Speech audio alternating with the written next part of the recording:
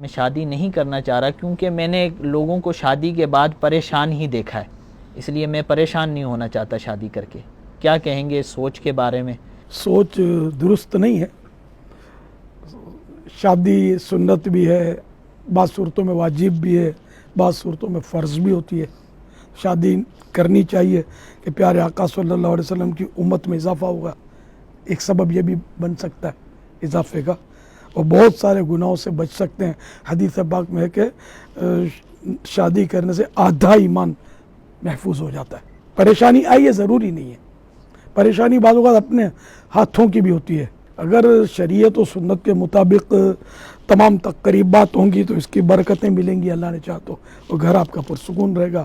اور اگر شیطان ناچتا رہے گا شادی میں، جیسے آج کل ہو رہا ہے، پھر وہ کروڑوں روپے خرچ کر کے پھر کورٹ میں پہنچتے ہیں، تو جو کچھ ہوتا ہے۔